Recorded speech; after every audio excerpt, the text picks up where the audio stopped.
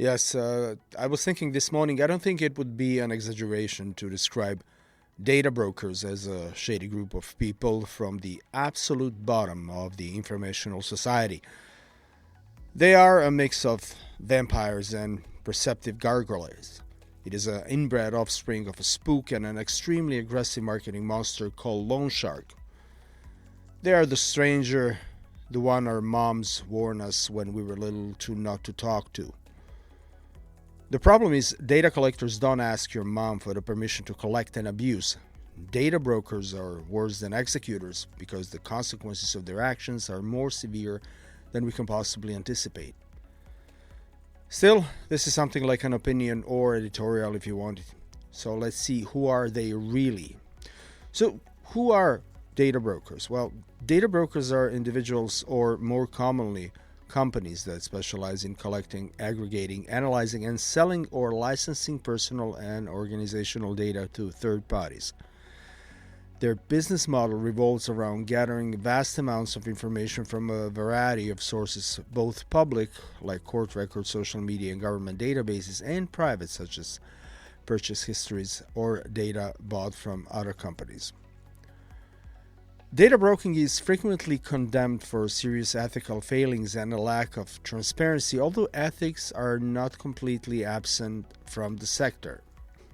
Many data brokers gather, use, and sell personal data without people's express agreement, which poses serious privacy issues and puts people at risk for things like discrimination, manipulation, and cybersecurity attacks.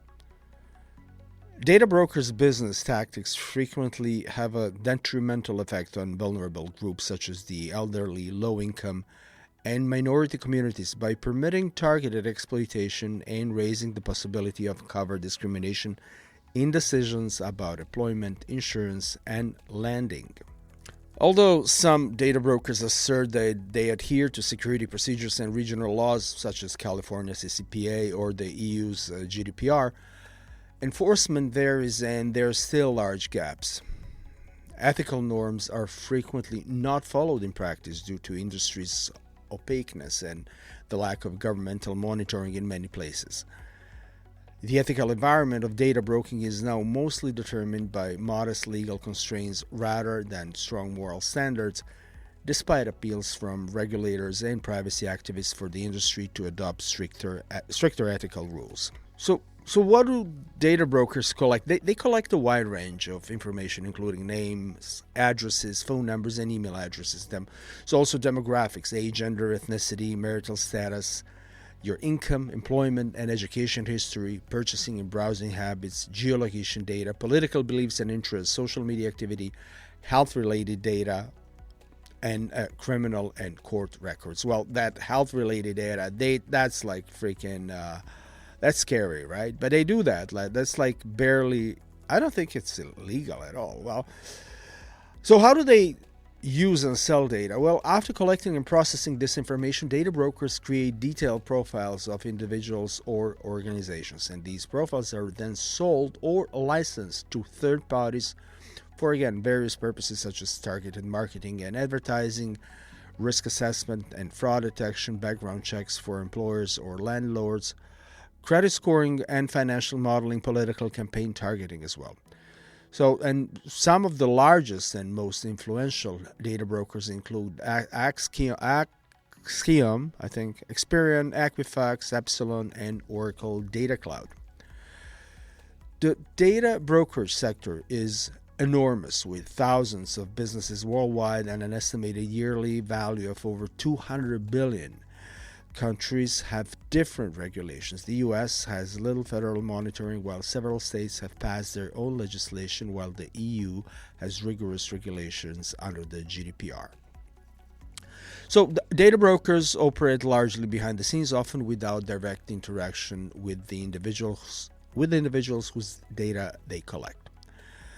And several high-profile scandals have exposed the vulnerabilities and questionable practices of data brokers, often resulting in the leakage of millions, sometimes billions of personal records. And here are some notable examples. So there was the one Exactis from 2018, when the data broker Exactis left nearly 340 million personal records exposed on an unsecured server, making them accessible to anyone on the internet. And the exposed information included names, addresses, phone numbers, and other detailed personal data.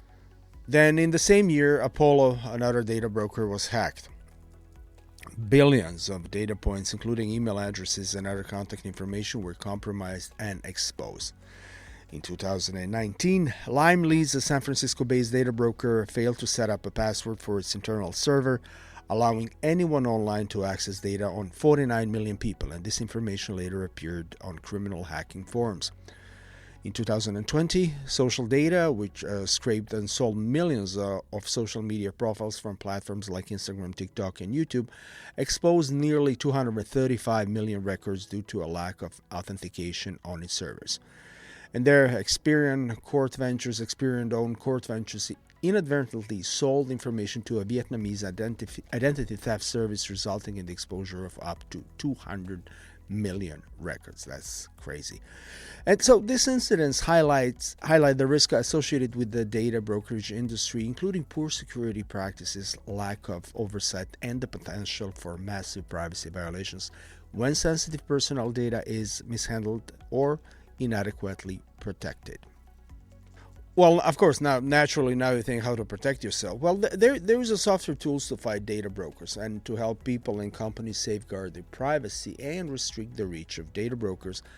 A range of software solutions and services are offered. So data removal services and privacy management protection tools are the two main categories into which these technologies often belong. So let's say number one, Incogni. I would say it automates the process of removing your personal data from data broker websites, reducing risks like spam, scams, and identity theft. Then auto removal services. Well, comparison tables and reviews exist to help you find the best fit for your needs, targeting sites like Google White Pages and similar people finder platforms.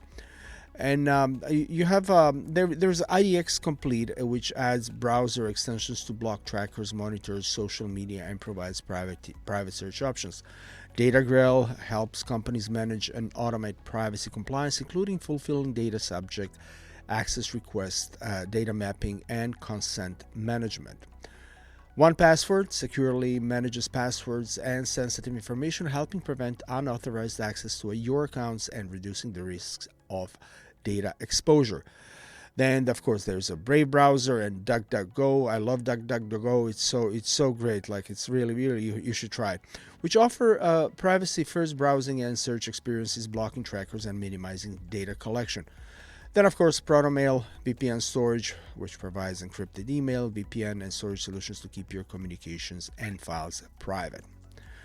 Well, for organizations, comprehensive data protection software like Rippling, JMF, McAfee, and IBM offer advanced security features, compliance monitoring, encryption, and threat detection to safeguard sensitive data from unauthorized access and leaks. And I would also add Bitdefender is there to help for sure.